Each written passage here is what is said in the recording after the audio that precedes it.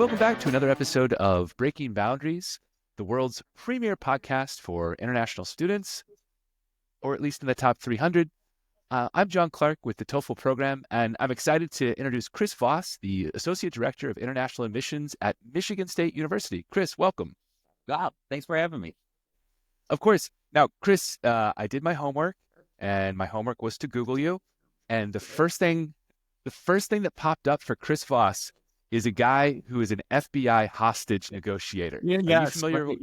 Oh man, if I had a dollar for every time someone texted me, did you know there's a book out here? Never Split the Difference, I think is what it's called, something like that. Yes, So, yeah.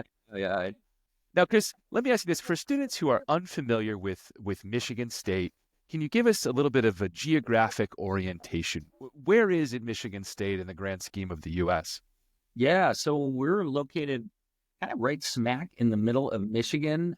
Michiganders do this thing, right? Where we hold up our hand, and we're located in East Lansing, Michigan. The state's capital is Lansing, just west of here. We have about 50,000 students altogether, just a touch over that right now. It's one of the largest universities, public land grant university in the United States. We have about 5,000 international students here. That's amazing. And my guess is with 5,000 international students, you have a robust support network designed for folks from overseas. That's what's kind of neat about the size of a university like this is it is very large, and we do have a very large student base, but that also comes with a lot of resources. So as you mentioned in the intro, I'm in the Office of Admissions. We have an entire unit to support international students through whether that's immigration advising, we have student programming specifically for international students, student organizations. That's one of the nice things about the size of a school like this is that it comes with a lot of support for international students. It also means there are a lot of international alumni. So we have quite a network really around the world that helps to support our students. Oh, I hadn't thought about the benefit of the alumni network too. Probably folks from more than 100 countries, I would imagine. Yeah, that's the thing. I mean, we've been doing international enrollment since the 1800s. That's even older than I am. So that means that we've always had a large presence with global education. So just historically, it's not just that we have those 5,000 here right now. We've always had a large presence in global education. So that's really helpful because that gives us a network in other countries as well. It makes a big difference both in integrating to the college itself and finding pathways to postgraduate work, which I know is on the minds of many students. Right. So Chris, I have to confess, I've been on Michigan State's campus one time. Oh, yeah. And it was a terrifying experience. I'm sorry. I was a freshman basketball player at a small school in Pennsylvania. And Michigan State, which for those in the audience has a historically proud basketball program, brought us in for their first game of the season. And my first game in college was at the Breslin Center in front of 15,000 Spartan fans. I've never been more terrified in my life, but it was very fun. Good. Very passionate fans, I'm sure, no matter who we're playing. So that would be a great example. Yes, it was a fun experience. We lost by a healthy margin, but I'll never forget the experience. Now, with that in mind, a Michigan State basketball game is the sort of campus experience I would recommend to students. It's a remarkable atmosphere and a great slice of Americana. But for students who are looking to relax on a weekend or find some cultural experience in East Lansing or thereabouts, what's a good bit of cultural what's a good cultural activity in Central Michigan? Yeah, so I would say there are a few things. First of all, if we zoom out a little bit, Michigan is surrounded by the Great Lakes, and there's just a almost unlimited number of opportunities to find those lakefront communities, beaches. Oftentimes, students hear lake, and one thing comes in their mind, but once they realize the size and the scope of those areas, and the beauty of being in the Lansing area is we're right kind of in the middle. So we're not all that far from really any of them for students to get to. Some of my favorite things to do right around campus, though, First of all, on campus is the dairy store. That's like my favorite cheap lunches. Go down there and get a really big ice cream cone. I love ice cream, so that's a great opportunity. It's actually affiliated with our food science program. It's just like the freshest, best ice cream you could possibly get. That's fantastic. We're also very close to Lansing, which I mentioned is our state's capital. Downtown Lansing has cultural centers, breweries in Lansing. I'm from Kalamazoo, Michigan, which is of course a hub of craft beer and things like that. So those opportunities are there. Certainly our other sports, our football game, my office I have a beautiful view of Spartan Stadium from just across the river from where I am. And, Big Ten football and basketball are both bucket list items, I think, for, Midwesterners and those of us in the area. So those are really good opportunities to check out too. And I can confirm your take on Lake Michigan. If you stand on the shore of Lake Michigan, there is no evidence that it's not an ocean. You cannot Correct. see the other side. Correct. Yeah. Of course, one trip to the dairy store, and you'll probably be a little bit lethargic and not want to get into the lake. So maybe make those separate trips.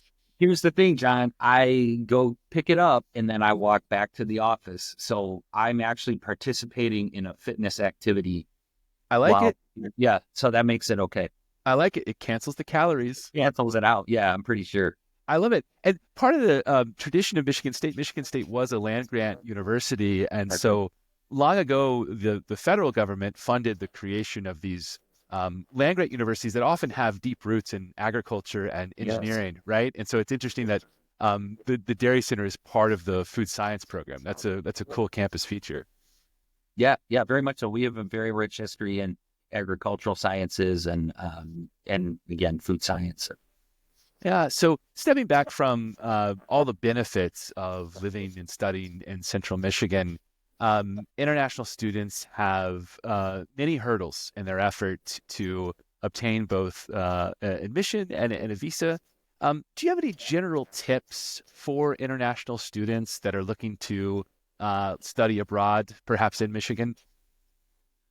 Sure. Yeah. I think one thing that it seems always eye-opening or often eye-opening to international students is, first of all, just to understand the scope of the U.S. education system and the number of options that are available. There are over 5,000 institutions, post-secondary institutions that grant degrees of some kind, right? And that might be a large university like ours. It might be a university that's smaller. It might be a community college. There are so many of them, and there wouldn't be if one was automatically the right fit for everyone.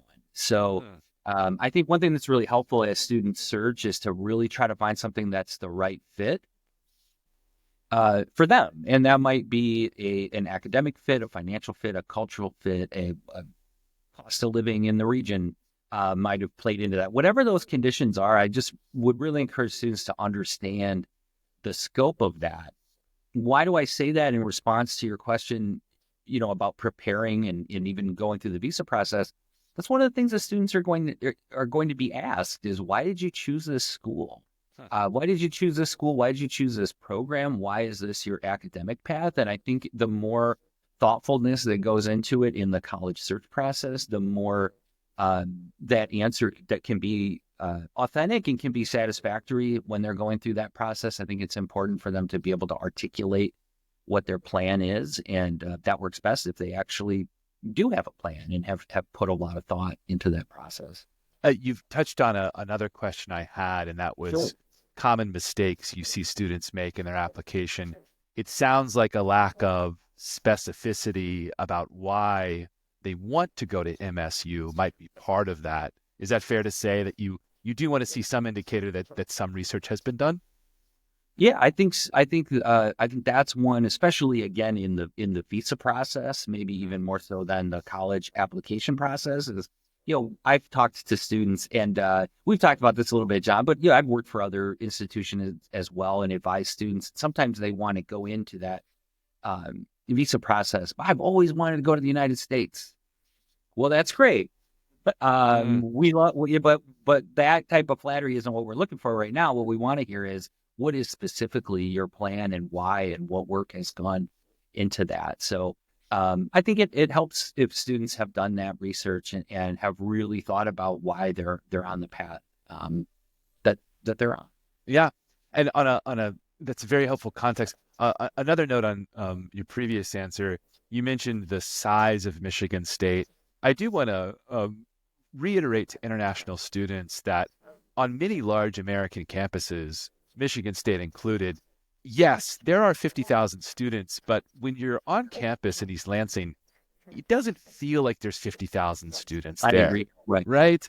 There are sprawling quads. Quads are lawns, large grassy expanses.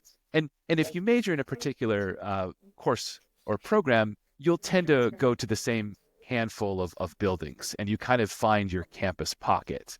Right. Yeah, Yeah. One of the things that we're really well known for are our learning communities, and those take sort of this large campus with all these resources and shrink it down for students so that, like you said, within their program of study, or maybe a handful of programs of study that share similar coursework or curriculum, students are able to often live, study within a certain pocket of campus that does feel more familiar and feels smaller, while they still have the ability then to go to the basketball game like you described, with thousands of people and the things that come with being a overall a large institution. But things like that do help that feel a little bit more intimate for students and more personal and hopefully less intimidating. sure, sure. Although, if students are able to brave the admissions and visa and travel process, I found international students pick it up just like that. Absolutely. Yeah. Yeah. All right, Chris. So I want to close with a little lightning round. Oh, boy. This is a game I like to call overrated, underrated, Okay. and Okay. I'll throw out a handful of topics, and I want your take on whether it's overrated or underrated or properly Yeah. rated. All right. Or properly rated. Okay. Yeah. Okay. Let's see what you got. I'll throw you an easy one. Okay. Michigan State is just a stone's throw away from the beautiful city of Detroit. That's right. Detroit is famous for Detroit-style pizza. Overrated, underrated, Detroit-style pizza. I think it's underrated. Detroit style pizza is actually really good. Okay. And for the listeners, can you describe why Detroit-style pizza is different? And I know you're not a restaurateur, but what is it? So Detroit style pizza is made in like a rectangular pan. So it's the first thing that is the benefit of that, right? Is that you get, it's like you're all corners, right? Ah, okay. You've got it's a deeper dish, but it's like all nice, like crispy corners. You got the sauce on top Right. of the pizza as well. So I love pizza. If you launch a pizza podcast, I hope you'll hang on to my information. But I don't always love a lot of bread with a deep dish pizza, but Detroit style, it's nice and crispy because of the equipment that goes into it. And I think that more people should give it a shot and see how it's distinguished from other pizza types. So I'm going to go underrated. Sorry, that wasn't much of a lightning answer. That was like No, it was thunderous. It was yeah. There you go. Thank you. Yes. deep and profound. So Right. for those who have never had the pleasure, Detroit style pizza, as Chris so eloquently described, is rectangular, got sauce on the top, slightly burnt edges, which is great, makes the cheese taste great. It's often contrasted to Chicago style pizza, which is roughly 32 metric tons of bread. It's like a cake. Well, yeah, it can be, but to me, the best Chicago style pizza is more. It's a deep dish, but it's not necessarily thick crust, and that's more like a pie crust. But yes, lots of toppings and fillings. That's right. And I just want to reiterate, we've talked a lot about cheese and dairy products. My guess is that given the number of international students and the fact that Lansing is an international city, you've got food from all over the world. So I promise it's not just pizza in Michigan. Oh no, I just ate my weight in beef lo mein before this interview. One of the many restaurants. And that's the other thing. We talked about the alumni network, but the amount of people that have come to East Lansing to study and then through various methods stayed in the community or have opened businesses to serve the community. There are so many Asian restaurants, Middle Eastern restaurants, and authentic ones too, and that's the key. So Oh, yes, now I'm getting hungry. Okay, I know. Anyway, lightning. Yes, next question. This is deeply personal. Overrated, underrated. A degree in sociology, which I believe you have. I do have a degree in sociology. I think it's underrated. I use it every day. My ability to analyze data or understand cross-cultural norms and mores is something that I use all the time. So I think more people should consider it. I love it. I also think that international students, many of whom I've talked to, when they come to study in the U.S., especially that first semester, they're sort of operating as amateur sociologists. Sure. You know, Right. there are all sorts of fun oddities about American campuses. Students often find the professors to be remarkably flexible. They're often surprised at classes where they don't take attendance. I've heard students be surprised that American students sometimes will just get up out of the lecture during the middle of the lecture and go somewhere else. So some of the informalities of American campuses turn, I think, every student into a sociologist. Yeah, that's true. Well, my final bit of research, I saw that famous graduates of Michigan State include Magic Johnson, the NBA great, James Caan, actor who was in films like The Godfather, Elf, and the city governor of Michigan, Gretchen Whitmer. So state governor. Yeah. That's right. That's right. So students who go to Michigan State arrive on the heels of many successful folks, and they join the ranks of tens of thousands of international students that are part of that alumni network. And having been there once under stressful circumstances, I can say it's a beautiful place, and I encourage folks to do more research. Yeah, I would love that, and I would welcome you back, John. Come on back, and we'll get an ice cream cone or pizza or whatever you need. That sounds much less stressful than my first trip. I'll take you up on it. Yeah, we will win for sure. All right. Well, Chris Voss, Michigan State, thank you so much for your time. Oh, my absolute pleasure. Thanks for having me, John.